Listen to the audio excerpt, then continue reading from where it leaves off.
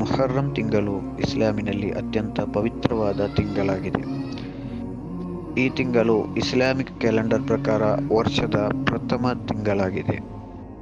ಈ ತಿಂಗಳಿನಲ್ಲಿ ಇಸ್ಲಾಮಿಕ್ ಚರಿತ್ರೆಗೆ ಸಂಬಂಧಿಸಿದಂತೆ ಬಹಳಷ್ಟು ಚಾರಿತ್ರಿಕ ಘಟನೆಗಳು ನಡೆದ ತಿಂಗಳಾಗಿದೆ.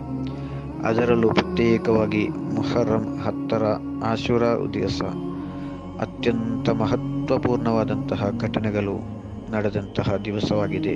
ಮಾತ್ರವಲ್ಲ, ಈ ದಿವಸ ಅತ್ಯಂತ ಶ್ರೇಷ್ಠವಾದ ದಿವಸಗಳ ಸಾಲಿನಲ್ಲಿ ಸೇರುತ್ತದೆ. ಈ ದಿವಸದಲ್ಲಿ ಮುಹರ್ರಂ 10ರ ಆಶುರಾ ದಿವಸದಲ್ಲಿ ನಡೆದಂತಹ ಕೆಲವೊಂದು ಚಾರಿತ್ರಿಕ ಘಟನೆಗಳನ್ನು ಈ ಸಂದರ್ಭದಲ್ಲಿ ಹೇಳಲು ಬಯಸ್ತಾ ಇದ್ದೇನೆ. ಒಂದನೆಯದಾಗಿ, ಆದಂ ನಬಿ ಅಲೈಹಿಸ್ಸಲಾತು ವಸ್ಸಲಾಂ ರವರ ಪಶ್ಚಾತ್ತಾಪವನ್ನು ಸ್ವೀಕರಿಸಿದ ದಿವಸವಾಗಿದೆ ಮುಹರ್ರಂ 10. ಅದೇ ರೀತಿ ನೂಹ್ ನಬಿ ಅಲೈಹಿಸ್ಸಲಾತು ವಸ್ಸಲಾಂ ರವರ ಹಡಗು ಜಲಪ್ರಳಯದಿಂದ ರಕ್ಷೆ ಹೊಂದಿದ ದಿವಸವಾಗಿದೆ ಮುಹರ್ರಂ 10. ಮಾತ್ರವಲ್ಲ, ದಾವೂದ್ ನಬಿ ಅಲೈಹಿಸ್ಸಲಾತು ವಸ್ಸಲಾಂ ರವರ ಪಶ್ಚಾತ್ತಾಪವನ್ನು ಸ್ವೀಕರಿಸಿದ್ದು ಮುಹರ್ರಂ 10ಕ್ಕೆ. ಅದೇ ರೀತಿ ಸುಲೈಮಾನ್ ನಬಿ ಅಲೈಹಿಸ್ಸಲಾತು ವಸ್ಸಲಾಂ ರವರು ಅವರಿಗೆ ಪ್ರಪಂಚದ ಆಡಳಿತದ ಅಧಿಕಾರ ನೀಡಿದ್ದು ಮುಹರ್ರಂ 10ಕ್ಕೆ. ಇದ್ರೀಸ್ ನಬಿ ಅಲೈಹಿಸ್ಸಲಾತು ವಸ್ಸಲಾಂ ರವರನ್ನು ಆಕಾಶಕ್ಕೆ ಕರೆಯಲ್ಪಟ್ಟದ್ದು ಮುಹರ್ರಂ 10ಕ್ಕೆ. ಅದೇ ರೀತಿ ಇಬ್ರಾಹಿಂ ನಬಿ ಅಲೈಹಿಸ್ಸಲಾತು ವಸ್ಸಲಾಂ ರನ್ನು ನಮ್ರೂದಿನ ಅಗ್ನಿಗುಂಡಿಯಿಂದ ಪಾರು ಮಾಡಿದ್ದು ಮುಹರ್ರಂ 10ಕ್ಕೆ. ಅಯ್ಯೂಬ್ ನಬಿ ಅಲೈಹಿಸ್ಸಲಾತು ವಸ್ಸಲಾಂ ರವರ ರೋಗ ಶಮನವಾದದ್ದು ಮುಹರ್ರಂ 10ಕ್ಕೆ.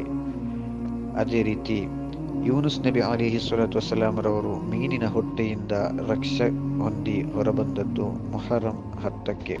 ಫಿರ್ಔನ್ ಮತ್ತು ಅವನ ಅನುಯಾಯಿಗಳು ನೈಲ್ ನದಿಯಲ್ಲಿ ಮುಳುಗಿ ನಾಶ ಹೊಂದಿದ್ದು ಮುಹರ್ರಂ 10ಕ್ಕೆ. ಮೂಸಾ ನಬಿ ಅಲೈಹಿಸ್ಸಲಾತು ವಸ್ಸಲಾಮರಿಗೆ ತೌರಾತ್ ಅವತೀರ್ಣಗೊಂಡದ್ದು ಮುಹರ್ರಂ 10ಕ್ಕೆ.